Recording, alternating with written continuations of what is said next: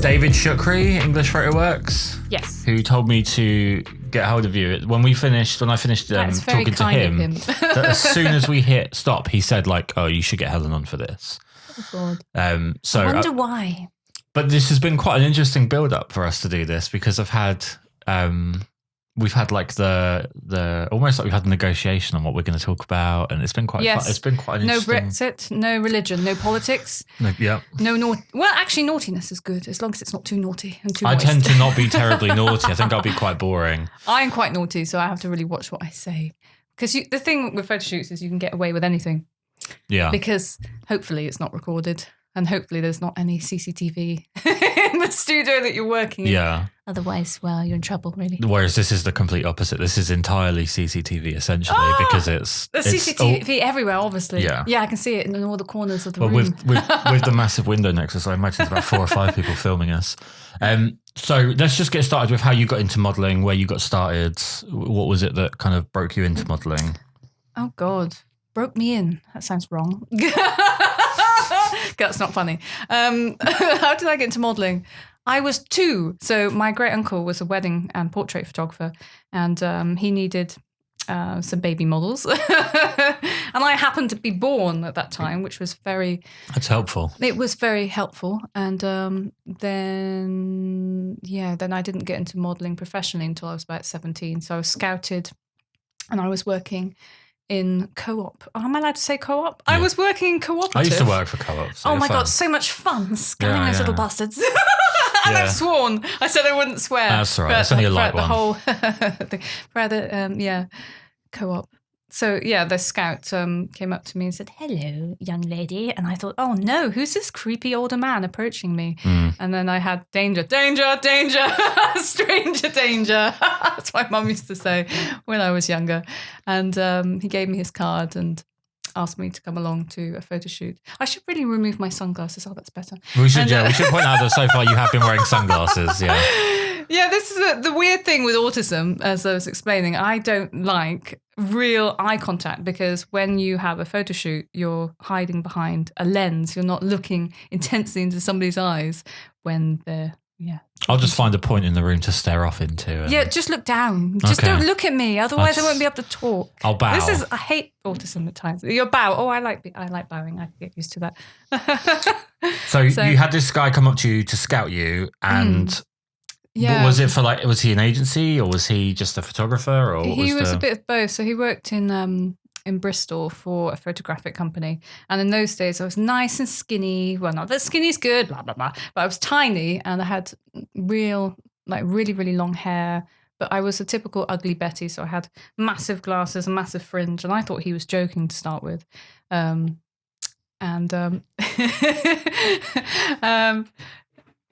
So, we just got talking from there and I got in touch with him. I brought my mum along to the shoot because I was really young. I might have actually been 16. I can't remember. And then I got hooked. I just loved the whole process. And I had a makeup artist for the day and a full team. And it was just such a lovely day. So he brought you in addicted. for like a portfolio thing? Or it was a portfolio building session. And then he said, if you'd like to work here in the future, let me know. And I did. I went back there and then I joined the freelance, photography communities at the time that he was recommending, such as Net Model back in the day. And I'm trying to remember the other ones. Oh, what's it called? Not Mad Cow. There was Pure Storm. Oh, yeah. Pure Storm. There was another one. I can never remember the name of it. It was a bit before my time. Model Mayhem. Yeah, I think that's still about. Yeah, that's a good site for European tours. Yes. My brain's gone numb. But how were your family about this? Like you said, this random guy coming up to you. I'm going to put my sunglasses back on. Oh, this is better. How were they about my father was like, "Oh no, this is atrocious. You should be studying. You should be, studying every day in every way." Because I was really academic, and my parents wanted me to stick to studying, and they didn't want me to effectively waste time with modelling. They saw it very much as a hobby. And at that time, I didn't see it as a potential career. My mum was really supportive, but because she comes from a very creative family of artists and musicians. But my father wanted me to kind of be intellectual, right, and study. And has that progressed? Is he better about what you're doing? Or? My father's in spirit. Oh, I see. I do apologise. But it's okay. He regularly haunts me. I should have warned you before the interview. That's all right. It would have been a weird list to warn me about, so it's fine. Yeah, you cannot mention my father because he's in spirit. No, that's fine. But he actually, I don't believe he ever found out that I modelled nude because I didn't feel comfortable to tell him, whereas my mother... my mum and I are so close that I tell her everything. Probably too much. She's like, Helen, that's TMI. Just don't carry on. For God's sake, I'm going to need eye bleach and ear bleach and everything. and so you have this first shoot, this first like portfolio shoot, and then from there, is it you taking up the reins and kind of seeking out shoots, or did this agency guy help you? Or? He helped suggest a few freelance photography websites, as I said earlier, and then what I did is I saved up for my first portfolio. So I actually went out and I employed a photographer. I booked a makeup artist for my very first portfolio because I wanted it to be professional and I didn't want it to be kind of half-hearted. And there were less options in those days, even though it was only so many years ago. I wanted it to be, something that I could be proud of in the future. And also working with a professional team, they could give you really good advice on the best poses. And, I felt like a model virgin. So it was a good place to start with somebody who was, professional. Were you aware of like the fashion world or photography in general before? I was completely not interested in fashion at all. I was very, very geeky. As I said, I was like an ugly Betty. I wasn't into, the trends, and I was always wearing, hand-me-downs and massive glasses. Oh, I was a poor innocent geek in those days. I had no idea about fashion or what looked sexy. You're sat being interviewed wearing sunglasses. Well, I'm wearing sunglasses because I don't like eye contact. And I can just see what's going to happen on future shoots now. People are going to overdo the eye contact and just stare intently at me. Or everyone will turn up wearing sunglasses. Maybe, all right, I'm going to take the sunglasses off for a minute because it's very antisocial. But going on from obviously being 16, 17 years old and going into the modelling world is fairly... I don't want to say dangerous, but it's obviously not without risk because young, impressionable girl and... I did feel at times really vulnerable. It can be quite a predatory industry. There's quite a lot of bad people out in this industry. Yeah, I was quite naive. Actually, I led a very sheltered childhood. So looking back over it, I wasn't very street... What's it called? Street buddy. Streetwise, that's the one. Yeah. And so I was in my own like autistic bubble and I thought, everybody's lovely. Everybody's great. They're in it for the right reasons. And it took me many years of kind of growing up in the industry to realize, the good, the bad and the ugly. So do you think it's the case that you need to be quite naive to get into modelling? Because if you know too much, you might not want to get into it. No. I don't know really how to answer that question. Well, I've over the years I've heard a few horror stories, not as many as what people think. I have so many. But I just think maybe if in hindsight, I think with me getting into photography, if I knew some of what I know now, I probably would have gone about it very, very differently, and I wouldn't have worked in certain circles. I definitely wouldn't have joined certain sites, and I would have. You see, I was really careful with, right from the start. Despite the fact being very naive and being quite autistic, I knew, the things I was happy doing and the things I wasn't. I stuck to my morals and I wouldn't do anything that I deemed was, inappropriate for me. And I think I've seen a lot of models over the years who have unfortunately kind of gone further out of their depth than they are comfortable with. And that's never happened to me. Right. So... And do you think it's the case that obviously it's all guessing, but that it's like the industry pushing people out of their depth, or do you think people just keep chasing like validation or... Validation and money. Money is such a wicked thing, such a wicked currency. And, somebody might say to you, oh, if I give you an extra £50, will you do this? No. Right. Just say no. Yeah. It's not worth it. And those, if it's a video clip of you or whatever, performing something, then that is going to resurface many years to come when you're, perhaps a parent, or you're trying to get into acting or some other profession that you don't want that to So be it's kind of around. like you need to be able to see beyond modelling. Beyond the immediate circumstances. And I know for some people it's really difficult, especially if they've got rent to pay, or, we've all been skint and we've all been there. I grew up with a really poor family. So I know the value of money, but I think your morals and what you're comfortable with expressing, especially when it comes to expressing yourself with your body, is the most important thing. I'd probably say as well, I mean, I come from a fairly, don't want to be mean to my family, but very low income. Yeah. And I think that you tend to understand your principles a bit better. From what I've seen I don't want to cast aspersions on people that have had money, but I think people that grow up with money, they see money as being a very important item. And I think when you grow up without it, you realize there's life beyond money. Yeah. So you're able to kind of cast aside people tempting you out of your own principles. Yeah, that's definitely true. Like I don't know how I've managed to stay away from things like, adult modeling, anything pornographic. I've been offered lots of things over the years for a lot of money, including things like Playboy and, the mainstream. Oh, what do they call them? Gentleman magazines. The lads mags, that's it. Yeah. And I hate that term. Whilst, whilst some models may aspire to do that, especially if they're in glamour modeling, that's fine. For me, I've always said no to it because I didn't see the artistic merit in it. I saw the money, and the money was great. I mean, for one job, I was offered over £20,000, but it did involve labia. Yikes. Shouldn't laugh. No. Hopefully I'm not laughing too loud into this microphone. But I thought, oh God, And at the time I was skint. I could have really done with the money. And, I was a student. And it did cross my mind. I thought, shall I do this? But I knew that one day if I wanted to get into acting, it would be there. And it's haunted several friends of mine in their professions now. Even one of them has even had to change their name by deed poll, and it's still, you can't get away from it once you've done it. So if you do want to get into adult work and, top shelf magazines, just make sure, you want to do it 100% because there's no going back, and you can't, buy.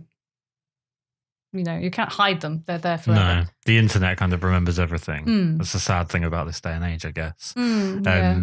So as far as like model safety, obviously, like say coming in at 16, 17, it was potentially risky. It was much more risky back then because we didn't have so many model safety groups. We didn't have people who were concerned for the welfare of models. And also there were less opportunities. So we didn't have crazy rise of social media. You had to go to an agent in those days, and a lot of things was, an interview and one-to-one. So yeah, in those days I was chaperoned for the first couple of shoots, and then I just gave my parents, my family, like a diary of everywhere I was and what time I was going to be back, and they'd panic if they hadn't heard from me for a few hours, and then they'd call me, go, Helen, where are you? Well, I do think about it. I mean, I don't have kids myself, but if I had a daughter and she was, I slurp this coffee. You go for it, nice and loud. Sound effects. but if I had a daughter and she was getting into this industry and I didn't know anything about it, it's terrifying how some of it operates.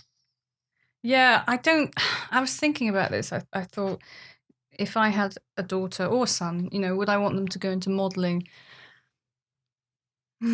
Yes and no. Yes, because it's such an emotionally charged. It's so hard at times, and mentally and physically, it really drains you. And there's great rewards, and there's also great losses in the sense that you kind of, I don't even know how to describe it. You just wear yourself out, but there's quite a lot of burnout with modelling. I hear there's quite a lot. There is on tours, certainly, which is why I've cut my tours in half now, because I feel I want to spend more time at home, especially as you get older, It happens, I am getting older. I've been doing modelling for a long time. And as you get older, you have less energy to do things. I've got fibromyalgia as well. I can never pronounce it. Fibromyalgia. Yes, that's it.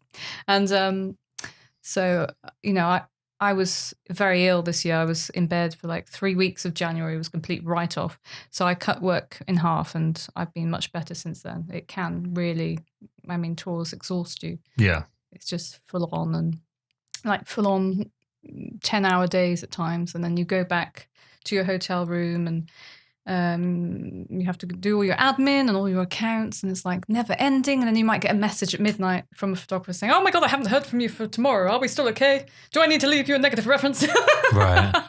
Yeah. Or something on those lines. But there are people that almost need like a constant. I've had a couple recently. Reassurance. Yeah, like it's almost like you're a therapy person as opposed to being like a model or a photographer. Yeah. But I understand it if the photographers have had no shows, and that's happened to a few people that I've worked with. And if it's somebody that I haven't met before and then they don't hear from me leading up to the shoot, they may be a bit paranoid, thinking I'm going to be one of those no shows. But I'd hope after, I think it's like nearly 1,300 references now, that I'd always show up, even if I am late. Although today I was not late. You weren't late, no? Absolutely not. Normally I'm about 10 minutes late. This is good. I'm not fashionably late today. Definitely not late. As far as like, obviously with referencing and there being a little bit more record keeping with modelling, it's getting a little bit safer. What about the actual modelling community itself? Like models with models, is that good? Is it bad? Is it over-reliant? It's good, bad and ugly. That sounds like a lot of models. Where do I go with this? Okay, there was something I really wanted to address on this interview. There's so much cyberbullying on toxic media. Oh my God, it should be called toxic media on social media, especially Facebook. And whilst there are threads that say that they're meant to be model safety groups, in essence, they're not. They're just, they're like model spaces where people rant and they tear holes out of each other and they put each other down. And I used to be a part of one of these groups about a year ago, maybe 2 years ago. And it was just so toxic in the end. I said to them, I have to leave, because every time I was logging in, it was affecting my mental health. It was just so depressing. And I get that modeling is a very lonely world at times, and you want to share your experiences with people, but it was turning into a really negative, toxic atmosphere where they were putting other models down. And so I left. And then within a few months, somebody anonymously sent me all these screenshots from this this thread, and they were absolutely vile. They were all about me, saying, "Oh, she's a bitch, she's the C word," and they were just horrid. And they were just, most of the people I hadn't actually met in person, and they were discussing my work and my portfolio and my morals and my ethics, even down to how many references I had and how they were infuriated that I didn't have any negative references. And I was reading through all this, and part of me was laughing, but the other part of me was just really disappointed and wanted to cry, to be honest, because a lot of these people I'd put on a pedestal or I had wanted to work with in the future, and they were just vile. And modelling is a highly competitive industry, and I think I don't really fit into the box of a stereotypical model. I'm not, how do I say in so many words, in a PC way, I'm too eccentric. And I think some people see that almost as a threat, or, oh God, she's weird kind of thing. And they think that they can easily bully me. And I have been bullied horrendously online. So I would just say, if you do join a group on social media, just be very careful that it is, a supportive atmosphere, because you can easily get caught up in, really bad places that can affect your mental health. And Facebook, you see so many people who are suicidal because of, they've been bullied horrifically, or they're getting death threats. I've had death threats from people that I've never met. I've had hate mail from certain themed shoots. For example, I had somebody get in touch with me I was wearing like an Indian, they perceived it was an Indian headdress, and they thought I was being disrespectful.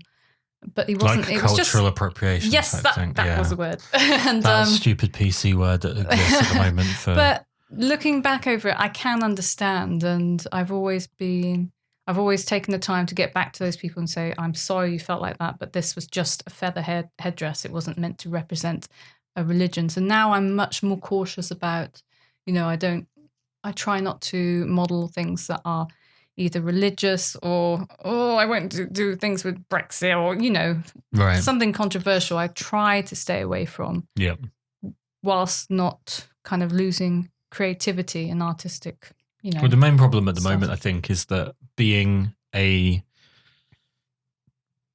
victim or being offended is like a currency. And the more offended you are, the more right you are.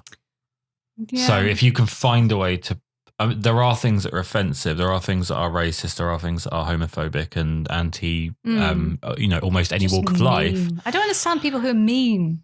But then again, a lot of them are unhappy and unhappy individuals. And I remind myself of that and think, well, I've never gone out my way to message somebody a hateful message. And that must come from a place that's so negative. I just can't imagine being like that. So, yeah, if anybody is being bullied and listening to this, just block them. Yeah. Just block them. They're not worth your time. That is the one thing I find with social media. It's a waste of time. Is that people spend a lot of time. I think there's even like advert campaigns almost making fun of this now. I think it's hotels.com do one about hate liking. Oh, I don't know. And it's like you follow someone that you don't like like stuff even though you hate them. Oh, okay. And I think that's kind of a weird frenemies. thing. Yeah. Everybody's got frenemies. Yeah. There's a lot of frenemies in the industry. Just cut down your circle though. Like your social media circle, just cut people out of it. And you just find yourself being happy because people that make you unhappy aren't as visible. Oh, that's so true. I wish I could take that advice for everybody, but I'd probably get rid of half the people. Actually, not half the people. That's really unfair. Probably, I don't know. Let's say 10%. Yeah. I tend to do a cull on Facebook and Instagram about every 2 months just to cut people out that are annoying me. There's I normally just hide them or silence them for a while. No. I think people put too much into the number of following and followers and yeah, I've never been one for followers and I really need to use Instagram more. Well, I never use it. I don't get this whole followers thing or I got called the N-word on Instagram today, which is interesting. The N-word? Yeah. The derogatory term for black people. But why? Because they obviously didn't do much research. I think they went to one of my most recent pictures and thought it was me. Oh, okay. And then they were just I know what I can call this random stranger that I've never met. Which is that's really strange. Yeah, I'm very fortunate because I've got my first name being Kris, being a bit, I guess, ambiguous. Some people have mistaken me for being the girl in the picture and have sent me dick pics and things like that. Oh my gosh. And then the other side of the coin is I just get blind hatred. So I'm either getting genitals or hatred. You know what? Until very recently, I hardly ever got genitals. Actually, this is going to sound so wrong on audio, on the interview, but I had to beg for one. I felt left out because... That does sound a little bit wrong. I was left out. Nobody. I must have I don't know, this sounds wrong, an anti-dick face because I was never sent any of that material on any social media platform ever. In the end, I thought, well, all my friends are complaining about this. So I put up, this is terrible. Oops, I'm making noise. I put up a status on Facebook and said, look, this has never happened to me. And then sure enough, I had all these things in my inbox. Right.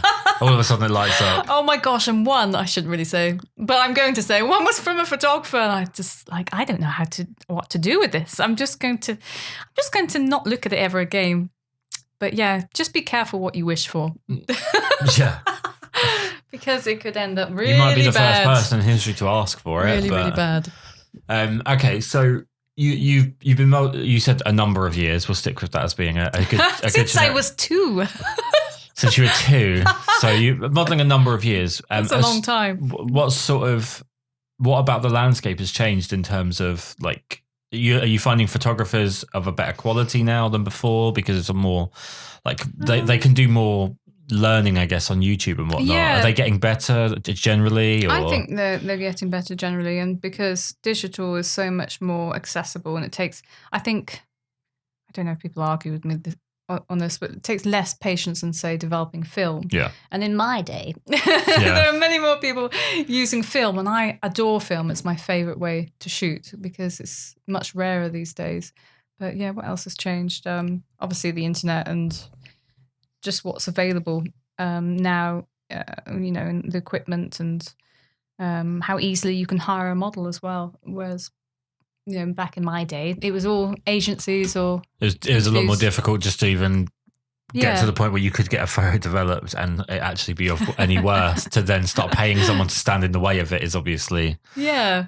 Now it's much easier, I was going to say Tom, Dick or Harry, or, Harriet. Tom to Dick or Harriet. BBC. Harriet could, go on a freelance photography site and now contact a model and get their first shoot. And so it's much more accessible.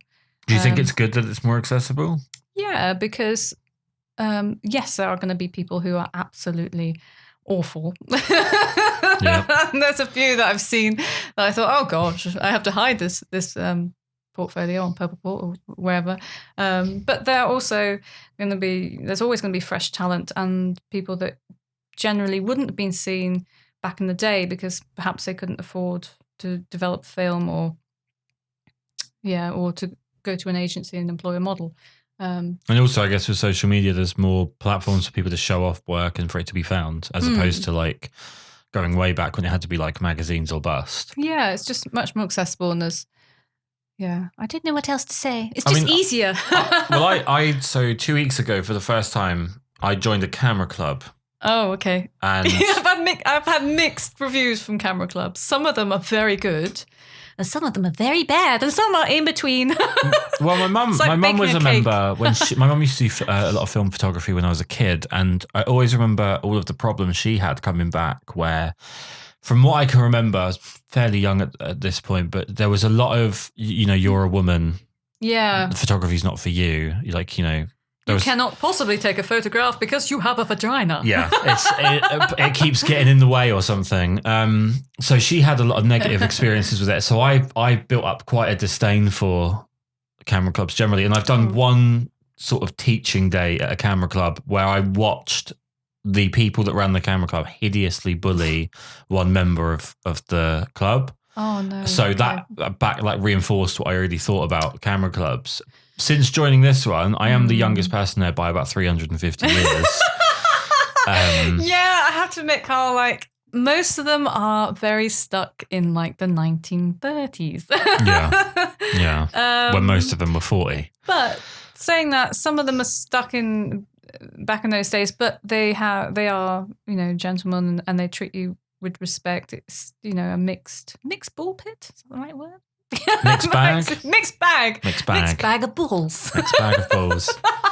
Yeah, no, it's just one of those, I don't know, it feels like it's never going to get dragged forward. Maybe. That's the kind of impression I get there, though. One day they're going to die, Karl. It's true. And there's going to be, maybe the sons or daughters who perhaps take over the camera club. I think a lot of them are old-fashioned in their ways. Now, old-fashioned doesn't have to mean that it's incorrect, but in how you treat people and how you talk to women. I've worked in camera clubs and they've been like, that's my girl. Yeah. And actually, I'm not offended by that because my father was very, very old school. I mean, we grew up on the cane, for God's sake. So this is a whole different story. So for another day. So yeah, I'm not offended by old school humor at all. But I think some models would be. And that's what you find on some of the camera clubs. Well, the way I see it, I mean, just from a photographic point of view, they have a Facebook group, and that's how I kind of found out about the meetings and stuff. So someone who's just joined, someone who's contributing, and it's a fairly young woman, I think, can't remember, posted and just said, what camera is everyone using? And like the first 5 responses was like, doesn't matter. Oh, okay, that's really informative. So they just don't reply. I don't know. It just feels like it's going to end up. At some point, you have to sort of incorporate the new to keep. Otherwise, like you say, they'll just die and it'll disappear. Like if you keep holding fast on really stupid old ways, it'll just disappear. As far as like genres of modelling, what's your preferred genre? I knew you were going to ask me this. I don't know. I like it all. I especially love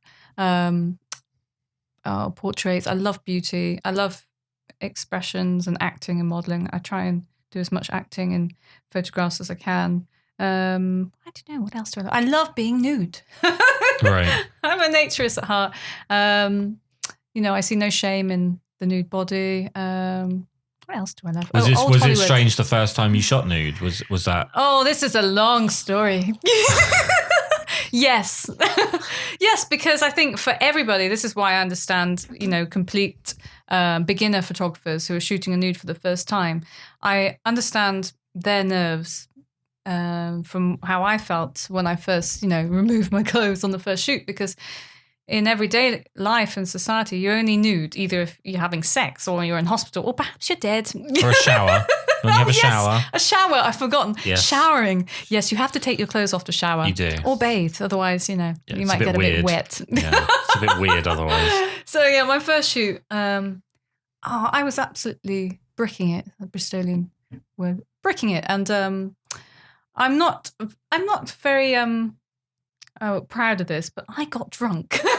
And Right. I got drunk with the photographer, not purposely, but I said to the photographer, the poor photographer I was shooting with at the time, because I was quite young. I think I was 21 when I did my first nude shoot, or maybe I was 20. And I said to him, "Oh, do you mind if I have a glass of wine?" And he said, "Oh, no, that's fine." Because I said that I was really nervous, but I really wanted to do art nude. And he was a brilliant art nude photographer. I won't mention him because I don't want to embarrass him. Although I have embarrassed myself several million times. You haven't mentioned yourself, to be fair. Yes, it was my fault. He was a complete gent on the shoot. And unfortunately, I had a little bit too much wine. And I wouldn't repeat the whole situation again. But it was a lovely shoot. I didn't see many photos from it. I don't think I was mentally ready for art nude. And what I can say is do not drink on shoots. That's a good shout. And also, do not do drugs. Stay away from drugs, kids. That's all I can say. I was not on drugs, but do not drink. That's suspicious, though. No. I'm too mental. I mean, I cannot take stimulants at all. I mean, caffeine is the most I do. Oh, caffeine and yoga. Hanging upside down is the best kind of like mix of endorphins. Well, I really can't go too much into this because otherwise it'll be far too obvious who and what I'm talking about. But I had a shoot recently where a gentleman turned up very intense. Like if you don't like eye contact, this was not the guy, because he was trying to stare through to the back of my head. And I asked him if he wanted a drink. He wanted water. I went to get me water. I turned around. He was literally like attached to me. It's like cling film. And he said to me, "Is there any chance I can use your bathroom?" I said, "Yeah." Showed him where it was. Went into the bathroom with the door still kind of open. And I just had this. And then you just come back out the bathroom. I was like, you could at least flush the toilet to make it seem like you haven't just done a line of coke. Oh no, that's terrible. And then the rest of the shoot, he was like so intense. I have met people who it's very clear or from the communication that they're on something. And I've met models who have substance abuse. And unfortunately, it is a regular occurrence in modeling. It's How come? What do you think? Because it's so stressful, and because I guess what I found the most challenging when I was younger was going from a highly creative environment and like being full on throughout the full day and being like, rah, bang, bang, bang, all the photos, and then going back to your hotel room and then having nothing, and going from, there's two different extremes. And when you're young, or even when you're starting in the industry, you don't know how to balance it out again. And I was reading Robin Williams' autobiography, and he said the same thing, and which is what led to his depression. I think that's why a lot of people use substances to calm down. And back in the day, I used to go back to my hotel room and cry because I didn't know how to deal with the emotions of modeling and performing, because it was so, impactful throughout the full day. Then I went back to an empty hotel room on tour, and it was just me. And I thought, God, what do I do now? Do I rest? I can't rest. I've got so much in my head. And I think that's, modeling's a very stressful thing. Whereas now that I'm older and wiser, I do meditation and I do positive things. And that's what I try and encourage other models, especially younger models that I may tutor, for example. I, give them tips on how to relax, because it's very easy to get caught up in the moment and the drama and the excitement and creativity of modeling, and then not know how to unwind from it all. So going back to your question, Karl, that's why people use drugs, and also for confidence, of course. Some people, like me, for example, on the very first shoot that I was doing art nude, and saying to myself, I need Dutch courage for this, to have a glass of wine. I would say, if you need Dutch courage for anything, don't do it. Wait until you're ready to do it. Or it would have been really good if I'd perhaps gone and saw a modeling nude. That would have been a good experience. Oh, to like see how they perform, so to speak, and then not perform them, but to see, you know what I mean. But to see how the process unfolds, and then that work would have from been there. much more productive rather than going, oh my God, I'm so scared, I'm going to have a glass of wine. So do you do a lot of like duo or whatever modeling with like other models now? No, I used to do a lot of duo work, but I'm going to be completely honest. I found that I was doing all of the work. So I would set up the shoot. I'd host them in my home. I'd clean up after them. I'd even do their linen from when they stayed the night. I'd cook for them. And at the end of it all, I'd split everything like 50-50 exactly down the middle. And I just I felt kind of taken advantage of, I think. There's still a few friends that I model with, but occasionally it depends. If it's a commercial shoot and things like that, then it's different. But yeah, it takes a lot of energy. And like the last few duo shoots I did, I organised the full day. I sold all the slots. I don't think the other models sold anything, and I just felt so, what's the word? They just weren't respectful and pulling their weight. Yeah. So yeah, I need to find some new models to do some duos with, but it's like matching your physiques to each other and having that friendship, which is really important, especially if you're doing nude work together. So is height an issue as well? Not really. I mean, I can go on my tiptoes. I just thought or stand on a stool. There's quite a huge sort of variety in the heights of models, especially like non-catwalk. So I always, whenever I see I know a few models that have done duo days, and I think, Christ, I know there's like 1.5 feet between the two of you. How do you? Yeah, how did you get away with that? How do you qualify that in the shoot? Like, is one of you very far away?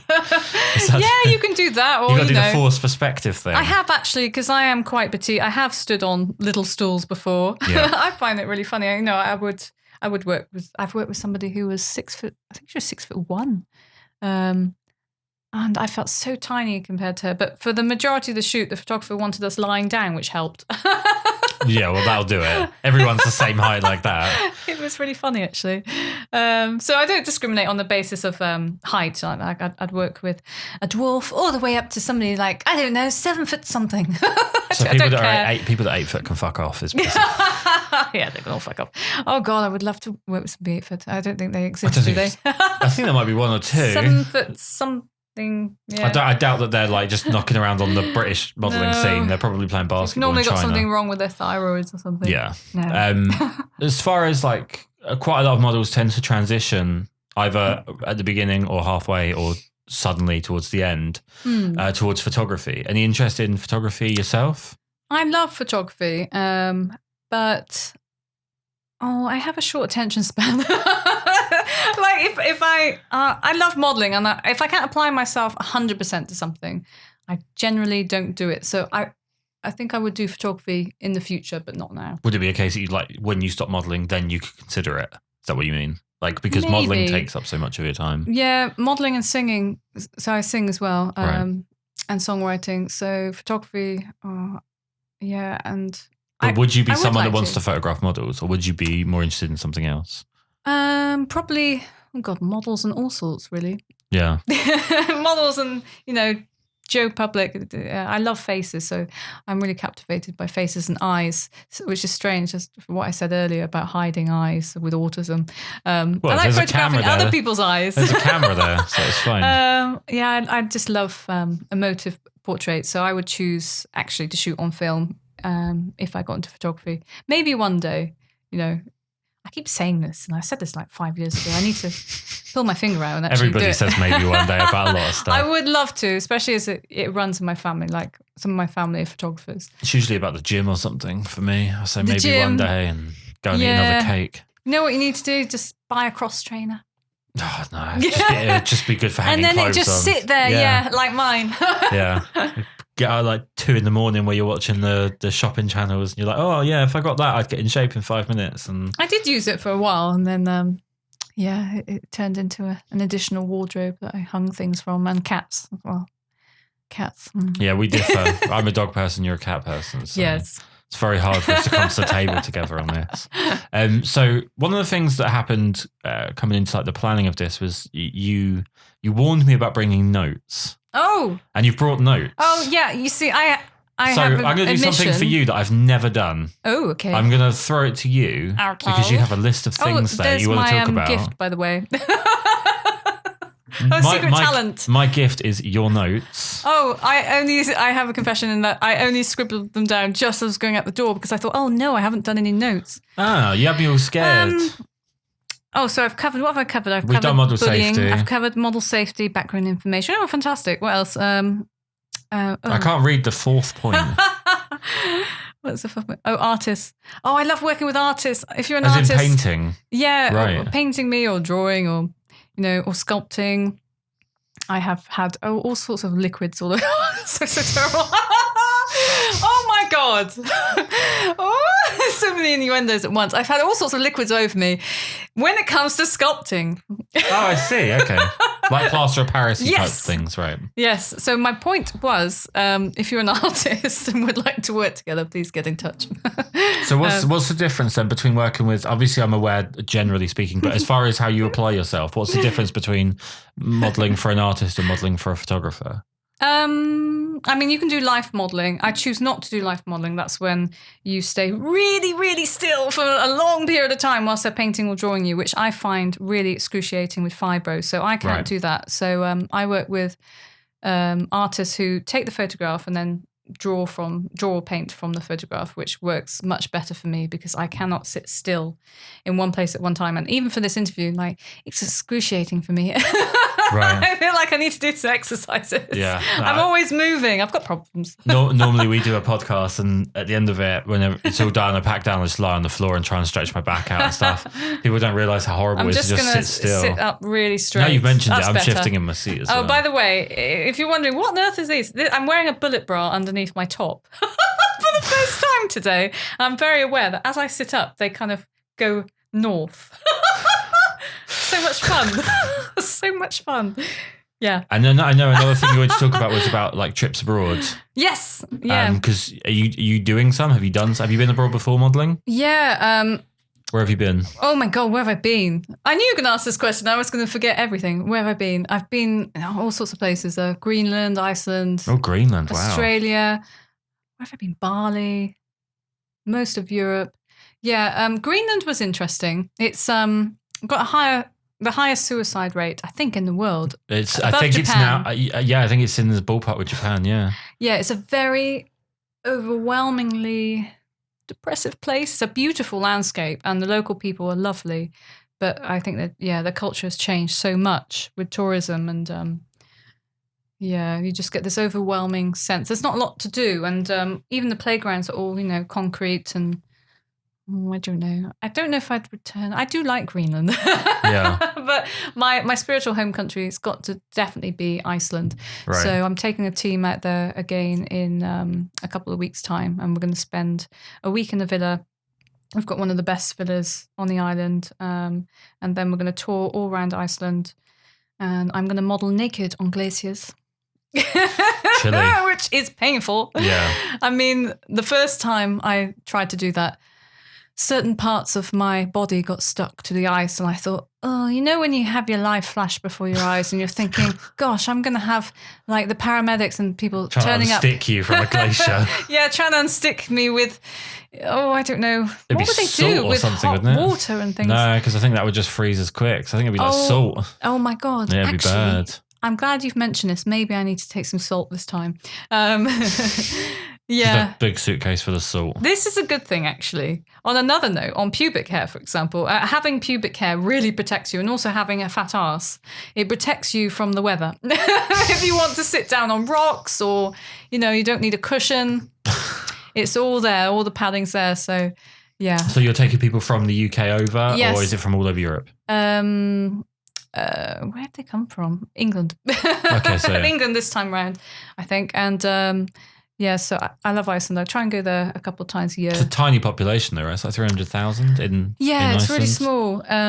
So it's good in that way that you can take your clothes off and run around and just be free as, nature intended, and you don't have so many people complaining like they do in England.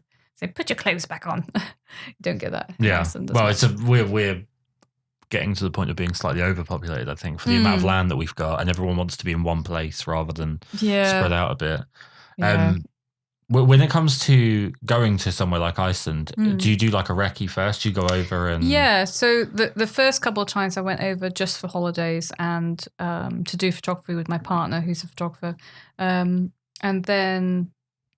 also, to get the best locations and to trial things out if things didn't go right or terribly wrong with the weather, thinking of plan Bs. Yeah. And then from then on, I thought, right, now I have enough confidence to organise an event. But things still do go wrong.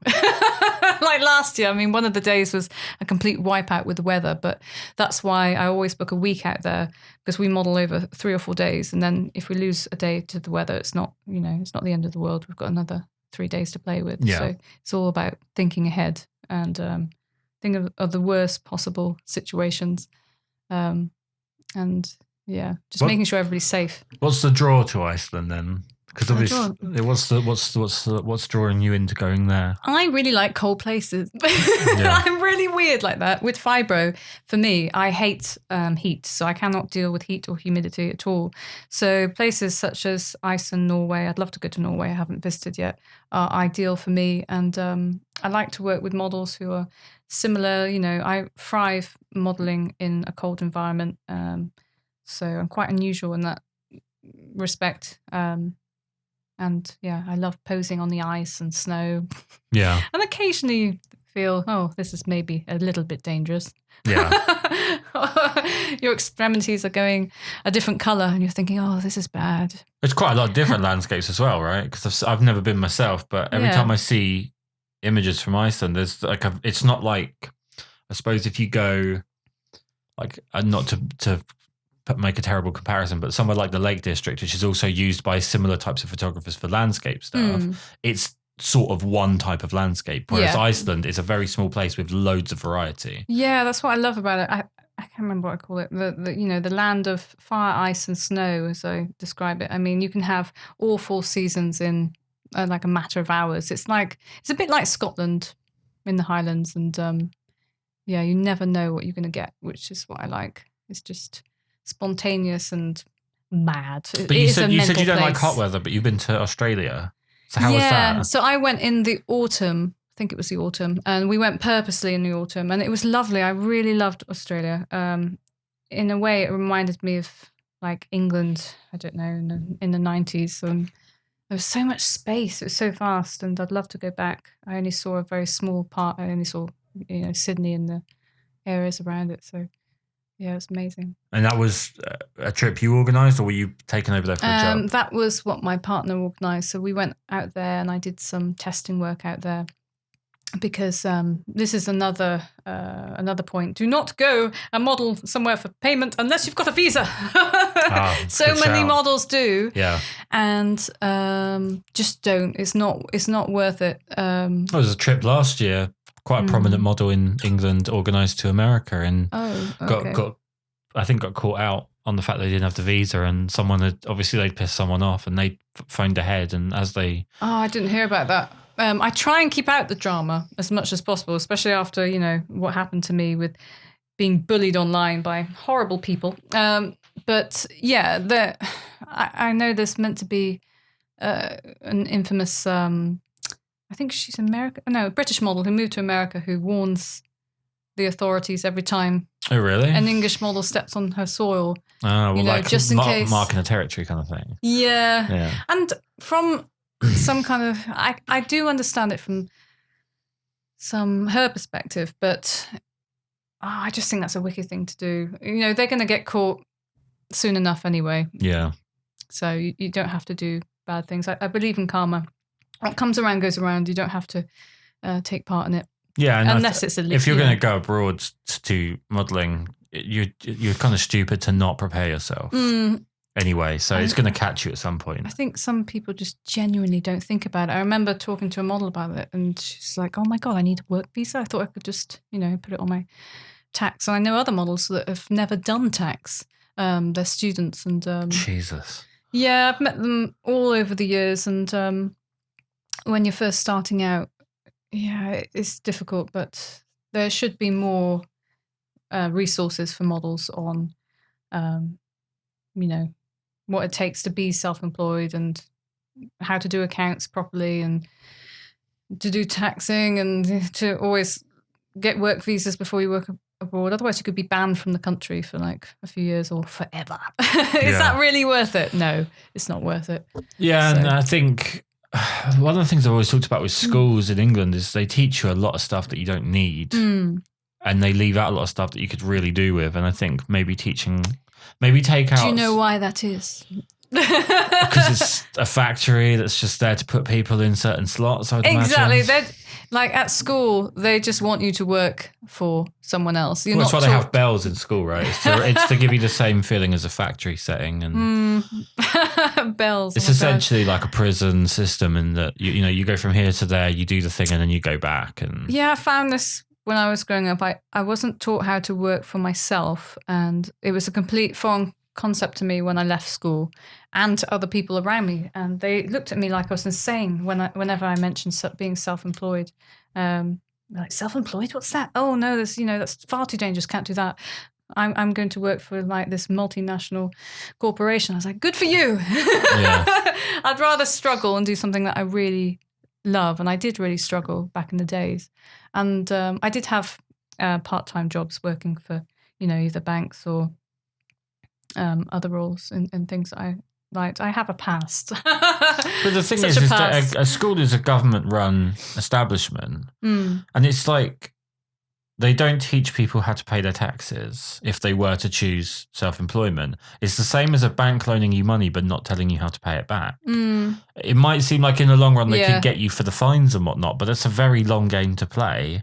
You'd think it would be better to educate people to be prepared for taxes. Independent and yeah, I don't know. I don't know what the schooling's like now because I'm really old. It's been a while since I've been back in school. I'd love to go back to education in something. I think it's changed over the last few years. People I know that, like, younger members of my family and stuff talk about the politics of it. There's a lot of politics being brought into a lot of subjects, and I think that's quite sad. I don't think we should be... What you can and can't learn and what's on the syllabuses now. I know that some of it has been removed. Well, I just think I think people should be allowed to just kind of find their own politics at some point, but you can teach them the basics of life and give them the skills to not be a useless twat. And, you don't have to incorporate politics into that, but I guess, I'm probably not smart enough to be running a system that intense. So going forwards then, we're drawing towards the end. Oh, has it been an hour already? We're getting there. Oh my God, this is like therapy. It goes really fast. No, I'm joking. I haven't been to therapy. Okay, that's a lie. Many years ago, but it didn't work.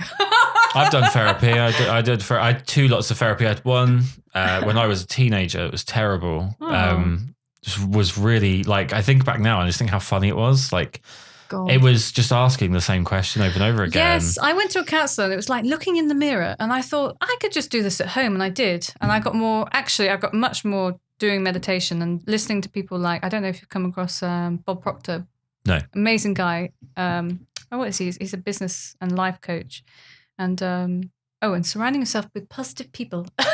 Yeah. Counsellors are not very good. One of the things my second counsellor sort of taught me, which I was very ill in my late teens, and it affected sort of my mental state for a few years following. And they were the ones that said, look, if you've got like, if you're on the computer a lot and there's someone you don't like always on the computer in front of you, it's like having them in the room. Just get them off of the screen. So remove them in any way that you can. Oh God, I really need to take this advice. It's good advice. It's honestly, I used to be prone to having the most ridiculous outbursts just because people were just existing in front of me. But when they're not in front of you on the computer, you probably won't ever meet them. And then it's a lot simpler. Life's kind of fantastic. outburst? Now I'm asking you the questions. Like, Oh, no, so I used to be referred to quite a bit, especially when I got into photography. I for some reason had the nickname, and it's a really shit nickname, but I had there was a guy. Angry Beard. No, the beard wasn't as Rather big than then. Angry Bird? It was as good. It's nice. It'd probably be a better film. It's hilarious. I had the nickname of being a grenade, which was that you could there would be people that would send me stuff just to wind me up to see me explode about it. Oh, that's horrible. And it took me a long time to work out that it wasn't the subject that I was angry at. It was the fact that someone felt the need to push it in front of me, and I should just remove the people that were pushing it in front of me. And it took a long time to learn that. And I used to be I used to think I might have been the original social justice warrior, because I used to think I had to correct everyone on what they thought. Oh, I've given up with that. Yeah, and I've matured a lot. Like, and every realized, time I get a negative email, and it's every week, I try and smile, and I'll send them something humorous, and then I'll block them. Because you can't fight fire with fire. No, and there's a lot of people, myself included, that probably won't learn from being told. So it's a useless endeavor. But going forwards in terms of modelling, what's on the horizon for you? What are you excited about? What do you want to do more of? What do you want to do less of? Oh, I knew this question was going to come up. I've got lots going on in my personal life, which I cannot talk about because it's secret. Yeah. And I think it's really important to have a complete divide between personal and modelling. And some people don't. They kind of like mix them up and, oh, that's bad. But what do you think of models using real names? Real names? Like modelling under your real name. Do you think that's a good idea? For me, I always Are you modelling under your real name? No, I always felt uncomfortable modelling under my birth name. Yeah. For so many psychological reasons. How long have you got? Because I don't feel that person anymore. Right. I am that person. I am my birth name with my family, but I'm not in my professional life because I'm Helen Diaz. Helen is my birth name, but Diaz is a stage name. Right. And I was even thinking about changing it by default, but there's no point. Fair enough. Because of personal reasons. Yeah. Maybe, I did consider it. But yeah, I just liked the fact that I could create this persona as well. I created Helen Diaz, I think it was 8 years ago. And before then, I was known as Helen Louise, which is my middle name. Right. So, but there was another lovely model who was called the same. I thought, I can't have this. I'm going to have to be called another name. Otherwise, well, I do remember having a conversation with a fairly new photographer who said, there's a lot of models come from the same family, it feels like. And I said, well, what do you mean? And they said, well, there's a lot of Maries. I said, yeah, that'll be a middle name. Like, that's not their real last name. Like, they're going to be using their middle name. It's the same as what I do. I don't use my last name in my photography Kris name. Karl. Yeah, because my last name's super foreign and hard to pronounce. Oh, yeah, you said it. Am I allowed to say this? Half Deutsch. Yeah, it's come up before. It's come up before. Okay, yeah. We can point out that you did also say that it was a good chance that my family had killed your family. I remember once I was, I don't know where I was flying to, but I was on this tiny flight. It wasn't a private flight or anything. For all those eco warriors, it was commercial flight. Not rich enough to take a private flight. And I was sat next to this really old German man. And I know he was German because I was so intrigued because he looked really old. My autism got the better of me. And so I asked him, and we were talking about the war. And I swear I've lived before. And we were having this in-depth conversation. And the rest of the aircraft, I'll never forget it. They went completely quiet. We were talking about our ancestors and, his and that, they could have met. They could have met on the warfields. You never know. And it was really interesting. This is what I love about modelling. You never know who you're going to sit next to or... I haven't told you about my horrible experiences. Would you like to do that? Oh, yes. Because this is meant to be therapy. How long forgot? You can go. It's fine. I've only just warmed up now. I normally warm up with somebody with autism in the first hour. So really... we should have had a mock interview before this interview. No, this is good. It's good. It's nice and fluid. It's good. Your bad experiences. Well, you brought it up. You got to have some. Oh yeah, I've had people try to push your levels, but again, going back to autism, I've always been really blunt, possibly too blunt. So if somebody's going too close to me, I'll be like, "Get away from my fanny! Get away from this! Get away from that!" Right. And because Yeah, very, very blunt. So that hasn't really affected me. But I did have one shoot where he was a suspected paedophile, say suspected. Jesus. And he had all these indecent images of young children and their mothers on his laptop. This was years ago. So I'm going to try and like put this in a nutshell, but he'd booked me for half a day in a studio in Bristol, and which I don't believe is open anymore. And it was unsupervised, and he had a couple of good references. So I thought, that's fine. And I'd spoken to him briefly on the phone, and he was in his 70s. And so I didn't feel threatened. I might have, how long we got? You're good. No, you're fine. Carl's looking at the computer. No, you're fine. Thinking, get me out of here. I was adhering to the not making eye contact rule. Oh, crap. And what was I saying?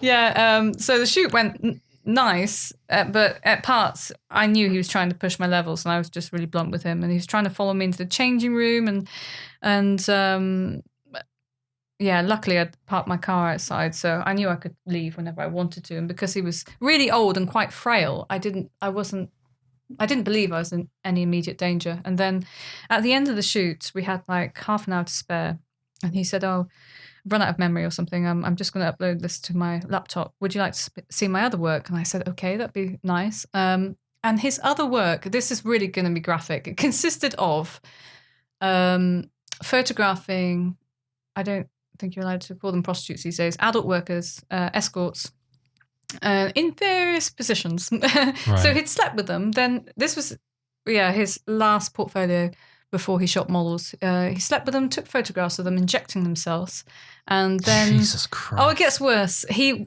honestly, this is going to be in the book one day. There is going to be a book, and then he'd got medical camera equipment, I kid you not, and he'd inserted it into their orifices, taken internal shots of their body, and I could see them all in all these files. He had thousands of them on his laptop. Honestly, he was a complete nut job. And I thought I was nuts, but he is total nuts. And I could see in the thumbnails what they were before he even showed me. They were like cervixes and everything. And then I remember him laughing at one particular thumbnail because, one of these poor women had an accident, which you can imagine, sticking a camera up a certain orifice, you would have an accident. And I was just horrified, but because I've worked in modelling for so long, I have what I call a poker face. It's like, oh, right, yes, this is your work, is it? Oh, show me more, because I want to see what else was on there. And then in amongst all these, oops, I touched the microphone. Okay. In amongst all these folders were pictures of children. So whilst the adult workers were in their, in their bedrooms, sometimes they were in shot and sometimes they weren't, he was taking pictures of the little ones, predominantly young girls, like under 8, I would say. And they were topless, and they had this is a horror story and a half. They had like maybe pants on or something, or a nappy on, and he'd got them to open their mouth as wide as they could with their little hands and took pictures of their mouth and tonsils. And he looked at me like straight on in the eyes. I said, "God, look at their mouths. Aren't they beautiful? Just wouldn't you?" And I was like, I had a shiver all the way down my spine. And that was the most wicked person and most horrific shoot I've had ever. So it took me 2 days to go to the police because I was just so shaken up from it. And bearing in mind, I think this was about 6 years ago, so I was younger. If it happened now, I would have just left and gone straight in my car, made an excuse and called the police. Yeah. But back then, I also had another shoot later in the day. So after he left, I was shaking, and luckily somebody I knew was booked into the studio afterwards, and I talked to him. He's a lovely photographer. Actually, I can mention him, Tony Brown, who's lovely. And I just told him what had happened, and he kind of like calmed me down. I was like, deep breathing.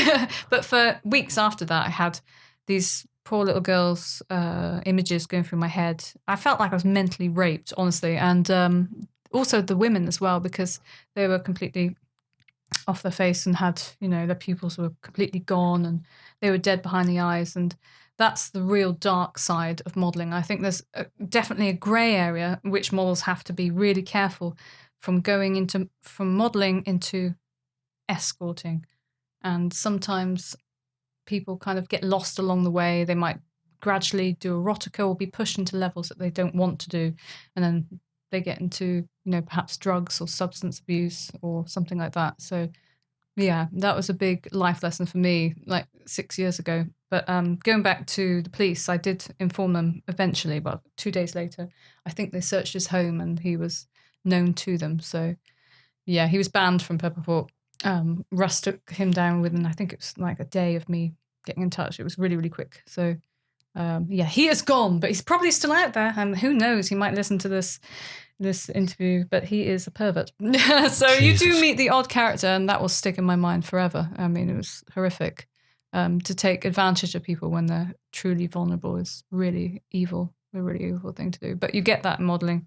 Even if you're doing, fashion, doesn't matter if it's fashion or erotica or art nude or even pornographic, you will get people who will want to use you and abuse you. What's that famous song? Annie Lennox. What's it called? Sweet Dreams Made of These. Some of them want to abuse you. Yes. Some of them want to be like you. Yeah, that song is honestly what I would sum modelling up as. Right. And you have to, when you go into a shoot, you have to quickly assess that person. You don't want to, psychologically analyze somebody, but you have to, for your own safety, what category does this person fall into? Are they a threat? But how do you... I mean, Jesus Christ. How do I prepare myself? No, but how do you go into the next shoot after seeing that? I called the photographer, and it was somebody I'd already met before, my next photographer, and I just explained briefly what had happened. And he said, oh my God, well, come a couple of hours later, because we could only shoot that day. In a few hours. But were you not, like... I was shaking, honestly. But was part of you like, I don't want to be around photographers anymore? No, because I don't judge all men by one man that I had that experience with. That would be unfair in my mind. But I did want to go home, but I still thought, no, I've committed to the next shoot. I have to be professional. You kind of get your professional business head on, and I was also budgeting for that week for the money. I just thought, right, I'm just going to be professional, go to the shoot. I listened to the music in my car, had a look cry. I thought, right, suck it up, go to the next shoot. And then, 2 days later, phoned the police and had a long, in-depth conversation with them about different things. It was good because I didn't have to go in and see them. I said that, I wanted to do the interview over the phone because it was just too horrific. But I think that, that's the worst experience. I've had one photographer who nearly hit me, which was interesting. Now, before you tell this story, I've heard this story. Oh, right. So can I tell you the story that I was told, and you can correct me, because I'm interested to see how the Chinese whispers have worked on this one. Ooh, okay, I'm intrigued. It's like the only story I've ever really heard about you. Oh, okay. So it was, this is how I was told it. So this is like third-hand information. So you were at either a studio or the photographer's house. I can't remember what I was told. There was a makeup artist there. Yep. That's and correct. The photographer had come in and out of the room where you were having the makeup done and made comments that were derogatory and inappropriate. Horrible. Like he's talking about, teabagging. And I remember the first time I met this photographer, I went to shake his hand, and he pulled his hand away from me. Even before I got into the door, I thought, oh, that's strange. His behavior was just really, really off, really, really aggressive. So tell me what you know. So the way it was described to me was that this the build up was him making inappropriate and derogatory comments while you were getting your makeup done. Yeah, and then when it came to the shooting part, basically it was a false start. It didn't really happen because the way I was told is that he was so aggressive and so forward that you had kind of made a decision that this isn't working, I'm done. And we shot for a few hours. Okay, so I was told a completely different version then. It was quite a few years ago, so I'm having to think about this off the top of my head. I think we shot for about 2 hours. Well, the key details that I was told, so I'm sure this is all going to be wrong, that he threw something across the studio in anger. I was told that. I don't remember that. It's possible that I mentally blocked that. Like, I have this amazing gift, right, of being able to mentally block things. I grew up in abuse. So if I go through a bad experience, this is why... Actually, and I brought a notepad with me today, not that this is a bad experience, I always write things down afterwards because I will just forget it otherwise. Yeah. I don't remember anything being thrown. whilst I was having my makeup done, this person was, the first comment he said was, "Ugh, you've got hooded eyes. I see you've got hooded eyes." And I said, "Oh, thank you. Yeah, they're my father's eyes." And then he just left it at that. He was completely grossed out for some reason that I had hooded eyes. I don't know. What are hooded eyes? Hooded eyes are, they're typically actually Asian eyes. So you're missing the kind of, like the full lid. Okay. So I don't even know how to... I can kind of see what you mean, I guess, but so okay. It's harder to put makeup on because you haven't got an extra kind of lid, and so it falls down onto your cheeks unless you've got a makeup artist who specializes in Asian eyes. I'm not Asian, but I don't know why I have hooded eyes. I mean, Caucasian people have hooded eyes as well. So yeah, that's how it started, and then he just kept making like really weird sexual innuendos. Like, I remember, I can laugh about it now, but I was drinking this cup of tea, and he's saying, "Oh, would you like the tea baggie?" And I bet you love tea bagging, don't you? Honestly, his words. Now, if it was a friend, I would have laughed, but I just met this guy, and he'd been really like passive, really, well, actually not even passive aggressive, really aggressive from the start, and then suddenly he was making like really inappropriate sexual remarks. I thought, is he trying to throw me off from being aggressive to inappropriate, and what's going to be next? And then he hid in his house for nearly 2 hours of the makeup. And yes, makeup, unfortunately, it took 2 hours.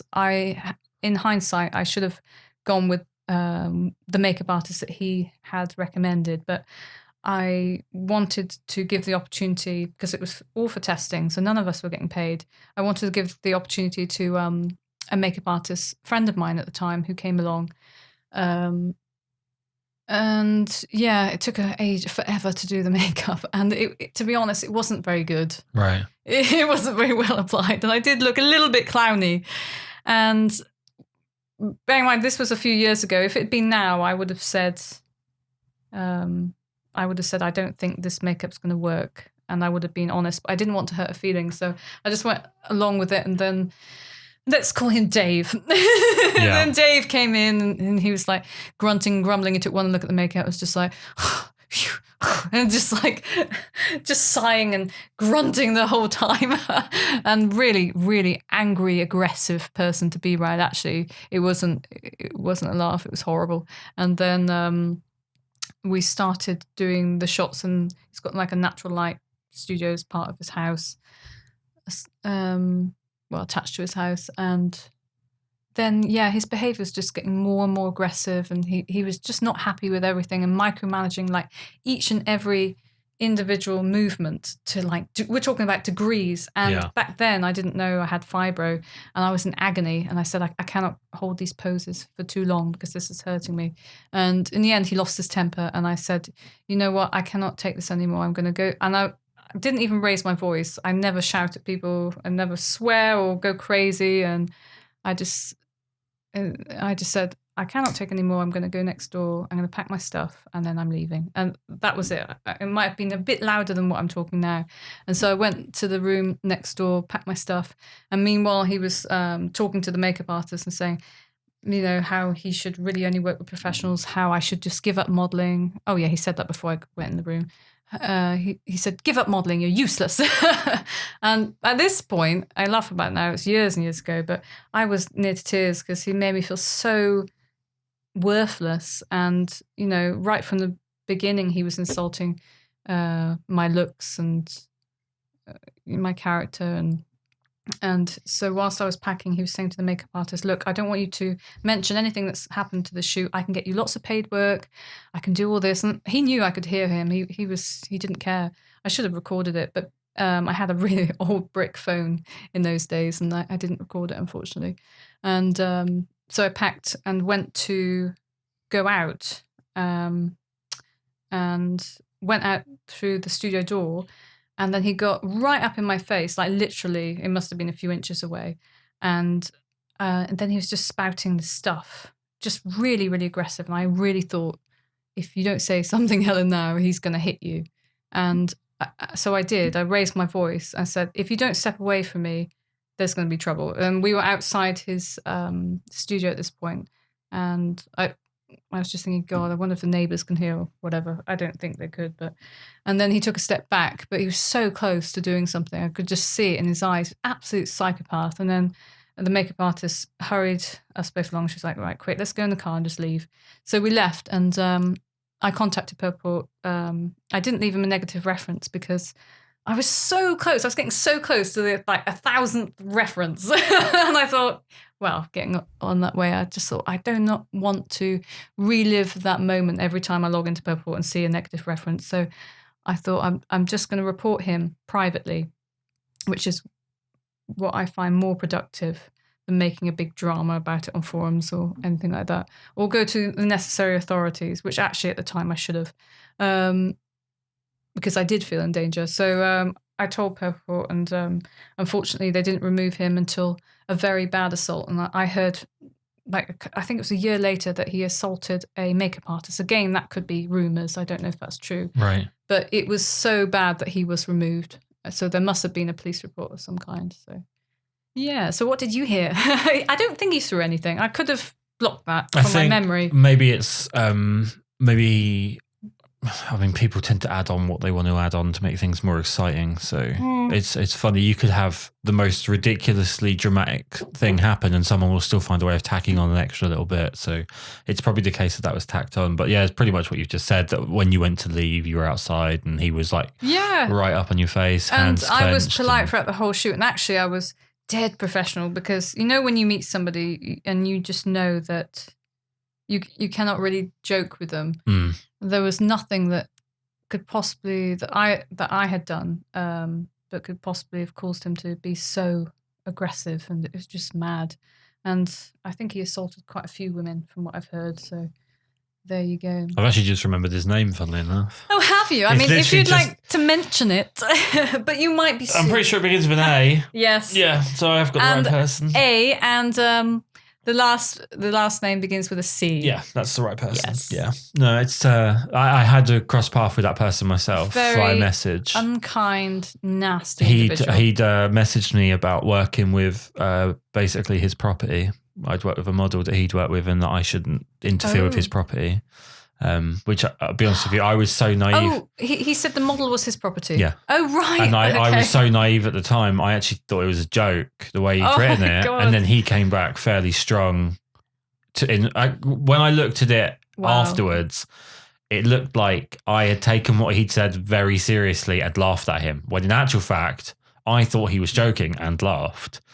And he came back very. Women as property. Well, that says it all, doesn't it? Well, there is definitely a thing with photographers that think that when they've worked with someone a certain number of times, they become like their model. I've never had that, actually. Strangely, you probably have, and you just don't know it. To be completely honest with you, I remember moving down to when I used to live in West Sussex. When I first got there, I worked with a absolutely terrible model. Like, I'm not being. It wasn't like I was, but it wasn't like I was working with the best, most talented person. They were not very good. They were fairly new, and I got like a death threat off of a photographer from down the road. Why? It's like, you shouldn't work with my model. That's insane. And I was, weighing things up, and I was like, well, I kind of grew up. It's like, you cannot be with this telephone company because I'm with them. It just doesn't make sense. No. I mean, when you're a model, you're a business. But I think that's people that view the relationship between photographers and models differently from what it is. Yeah. They probably see it more in the escort sense. Oh, God. Yeah, I have been asked to do like all sorts of things over the years. I've laughed because I didn't know what else to do when you're put in that situation. Oh, this is another thing. I've just remembered after mentally blocking. Yeah, another bad experience. I mean, how long have we got? But yeah, in short, I was asked for a blowjob on a shoot. And I just laughed at him. And this is actually a very well-known photographer. And I wouldn't say his name because it was many years ago. And oh gosh, he's probably going to listen to this, but I know he had a drinking problem at the time. And it's not an excuse. I grew up in alcoholism and I was alcohol dependent, I would say, in my early 20s and very, very open about that. Hence why I don't drink now. Anymore. It was just a bad habit. I wasn't actually addicted to alcohol. And what's my point? Oh, yes. Had a bad experience. He asked me for a blowjob at the end of a shoot and I looked at him like, are you for real? And then I realised, even with my crazy autism, yes, he wasn't joking. He was like half kind of, pushing his luck. And he's happily married now to to somebody. And seems very happy. And I genuinely don't wish anybody harm. That's the worst thing he did on the shoot. He was fine otherwise, but I mean, just imagine if I had. And the evening before, we'd had the studio day at his studio. It got completely sozzled, trashed the studio with 2 teenage models. I think they were like 19 or something. And because it'd been his birthday, and it was just such a state. And then I had to stay in this tiny little room that had been smoking in all day. It was just an awful few days. And it's a shame because he's an amazing photographer, but I don't know. Well, I'll tell you what, how about, so what I'll do is before we leave on a good note. Well, that's what I'm going to do. So before we I don't want to end. Before we plug you and your many social medias, I'll tell you a funny story the other way around. So from the photographer's point of view, and this has re-emerged in the last week or two. So I do work for a couple of agencies, and basically it's just most standard thing. They send someone in, I photograph them, then that's their sort of commercial side of their portfolio for getting them work, generally in acting or trying to move from modelling into acting. That's generally the movement. Mm-hmm. And this little spell they gave me about 4 or 5 male models, one of whom was going to be on the soon at some point Love Island. Oh God! Right. I hate reality TV. Yeah, no, I'm with you. Who watches it? Yeah, Why? It makes for a very awkward situation. Know any of them. No, I still don't. And so this gentleman turned up on a Sunday for a shoot that was scheduled for a Tuesday. He was not very bright. Oh. So he turned up 2 days early. I always go, Don't say Was he intentionally not very bright? No, he's. We'll get to why he's not very bright. So he turns up 2 days early, and when it's like 10 in the morning, me and my wife on a Sunday are just in bed looking at stuff on the iPad or watching TV or doing a crossword or whatever it is we're doing, and we get this knock on the door. So I go and answer it, and I said to him, well, look, you're 2 days early. And he said, well, I'm here now. Can we just do it? Can we just do the shoot? And I was like, I don't want this guy to come back, so I'm just going to get dressed. We're going to do this as quick as possible, and I'm going to get rid of him because then I'm done. God, I would have said no. I would have made an excuse I have an appointment. I would have had to deal with the awkward part of him coming back, and I didn't want that. So we do the shoot. He's completely useless. And I mean, I don't just mean in modelling, I mean in life. He's completely useless. He spends the entire shoot, this is so bizarre, trying to sell me fake watches and vape that his, like, I don't know, his brother is... So he's like Del Boy, basically. Yeah, like a funny. thick Del Boy. So he spends the whole shoot trying to sell me stuff and bragging about how he slept with so many of the female models at this agency. And obviously me there with my wife, we've been together since I was 15 years old. Oh, wow. Okay. I've been in one relationship essentially in my adult life. So So you were not impressed by I'm not particularly impressed generally anyway, but definitely not with this. So he spends the whole thing constantly going on about this stuff. Drove me absolutely nuts. About vaginas. Yes, and then he said to me at one point. He said to me, "Can you make sure that you don't tell the agent?" I almost said their name then. The agency who it was that I've been sleeping with. And I was like, "What would be the conversation?"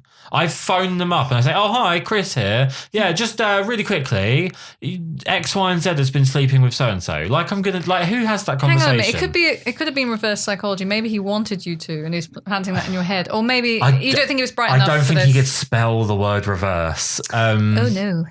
Okay. So, anyway, we finish off this shoot. It was dreadful. He goes away. And then about 2 days later, he sends me through this invoice for travel to get to my place. Now, I used to live on the South Coast, which was known because you were sent to the South Coast. It wasn't like it was a surprise when you got there. It wasn't like, oh, God, look where we ended up. I thought we were in London. So if you told him to come back 2 days later, he would have sent it twice to you. He might have done. Well, the invoice he sent me was for about, I think it was about 100 quid in travel. And I know because he told me that he'd spent the night before at some girl's house who's also with this agency because she dropped him off outside. But he was telling me that he'd bought a train ticket to come all the way down from North London. So I said to him, okay, fine. All I need is just send me the receipt and I'll pass it on to the agency and it will get dealt with. Mm-hmm. And he said, oh, no, like, you don't need that. And he went back and forth for a bit. And then in the end, he sent me a train ticket that was part of a journey that wasn't the journey he made to me, that was on a different day. And I said, look, I'm what a silly wanker. I'm trying my best to come down to your level, but I'm scared of heights. I need a train ticket that proves you did something, or you're not going to get any help from me. At which point he called me a load of expletives, and then we parted ways. Oh no! Oh well. Because I said to be completely transparent, I said to him, if you want me to inform the agency exactly what I've had to deal with you, then I'm more than happy to do that. If not, fuck off. I would have informed them anyway and just said, I don't think this is a very good egg. Well, the interesting thing is at the time, the head of this agency was going through something of a drama themselves over something not too dissimilar. So I didn't think it would go to anybody that would give a shit anyway. So anyway, about a week ago, this is 5 years ago. And about a week ago, I'm doing a workshop. You didn't turn up at your door or something. No, that would have been wonderful. The model on the workshop shows me their phone. And basically, they'd worked with me, posted a picture that I'd taken and tagged me. And this dickhead from 5 years ago has messaged him and said... I know him. He was horrible. He wouldn't pay for my travel. Oh, he said it much worse than that. He used the C word a couple of times, I believe. Oh, yeah. Okay, I hate that. I was called the C word for the first time, probably my whole life, last year by another model, actually, who I'd never met. Who, again, this is a horror story for all the photographers out there, who, if you would like any screenshots, just ask me. She said that I cancelled 2 studio days with her. Never happened. I'm just going to call her Bell End. Right. Which is my adorable nickname for her. Yeah. It's a catchy name. Bell End. Yeah. And she said I cancelled 2 studio days with her, put it in this model safety forum. And I wasn't part of this because I'd left it by that point because it was just a bunch of women just being catty and mean to each other and other people, mainly men. They seem to hate men. And why did she call me the C word again? Oh, yeah. I did not cancel 2 studio days. I do not cancel anything. And I've got it all in screenshots. I don't know why I'm going off on a tangent. Anyway, carry on, Karl. It's because I've had all the coffee. I'm sat here drinking the rest of the coffee. So we need to tell people where to find you. So okay. I'm really terrible with social media, but... So you're Helen Diaz. Yes, that is my name. That is your name, just so you know. Pepperport, you can find me under Helen Diaz, obviously. What else am I on? Instagram, Helen Diaz Official. I promise you I'm going to start using it, and I keep tapping the table. That's fine. I am going to use it more. It shows that you mean it when you bang the table. I mean it. Yeah. And I started this website, didn't finish it. HelenDiaz.com, did not finish it. Yep. I'm terrible with social media. I need an agent or somebody just to take it over, which I'm probably going to get because I just hate technology. It's a skill in itself these days, though, isn't it? It's not that. I just don't have the patience for it. And all the politics and stuff associated with. I'm always making a tit of myself on Facebook and. Well, you're allowed to have an opinion as long as it's the approved opinion of everybody else. Yeah, that's how I social have media learned works. that you're not really allowed an opinion in modelling because this is also why I stay off Purpleport forums and forums of that kind of similar nature elsewhere because you only have to disagree with one person and then maybe they've got like a gang of photographers or models and then suddenly they won't work with you. Yeah. So it's better just to I used to have a problem with away. What I called the West Midlands Mafia. Oh, right. On there where I had... So I'd been asked for a critique by someone who I knew quite well, and I gave them I always have the same 3-stage policy, which is like, are you sure? Are you sure you're sure? Are you 100%? And they said they wanted a critique. So I gave them a critique, and the long and short of it that I remember was telling them that every single image that was in their portfolio, I can. No. I just said I said that I could see a better version of it in someone else's portfolio. You've done what everyone else has done. I don't know what you're doing because you've just done versions of what everyone else does. And in spite of telling me that he could absolutely handle any criticism, there was nice stuff before that, but in spite of him saying that he could handle a criticism, he immediately went off me quite quickly and accused me at one point of plagiarizing a photo because of a wall, which is interesting. You can't use a brick wall because that's like someone else's photo. I've had this before. I had some models get in touch and say, I know you've been copying our themes. I know you've, I don't know why I did that impression. Some 70-year-old model that works in a library. No, I was trying to be, I don't know what kind of accent I was going for. But there's only so many ways, as I was saying, trying to explain to her, she wasn't the brightest, bless her, that you can pose, There's only so many ways that the body can move itself and contort. Well, you copied her because you had 2 arms. Yeah, I actually said to her, what am I meant to have? More limbs? Yeah. And then she was swearing at me. So I thought, oh no, I'm not even going to argue with, you can't argue with stupidity is what my mum always told me. So I just blocked her. But I keep everything in screenshots, all the hate mails, all the death threats and everything. And then it's a bit like, I love that program, what's it called? Mean Tweets. Yeah. You know, when they read stuff about themselves. Yeah. That's how I've kind of managed to digest it now. Whereas when I was younger, I really had such heartache over it because I was always aiming to please others, and you can't go through your whole life aiming to please others because it's just impossible. You will offend somebody just breathing or just smiling at them in the wrong way. Just being German. Yeah, sprechen ein bisschen Deutsch. Oh no, ich spreche ein bisschen Deutsch. Wie gehst du, mein You Frau? do not, do you? Nein. All I can say is ich heiße Helen. Wie geht's? Ich bin. I was gonna say. I am sehr kalt. Very cold. You're very cold. Mm-hmm. I could say that in Iceland, I suppose, even though there's not a lot of Germans in Iceland, so it's not actually going to be very useful. I think we'll take a swift left turn from Germans before I end up with an entire country. I'd love to get back to Germany again. I haven't been for years. Years and years. So you are Helen Diaz on Purple Paw, Helen Diaz Official on Instagram. You have a website that isn't finished, which is helendiaz.com. Thank you so much for coming and doing this. You're so welcome. It's been... I didn't even sing or do any impressions. I'm so sad. You did some impressions. I can do this for us, so book me. Thank you.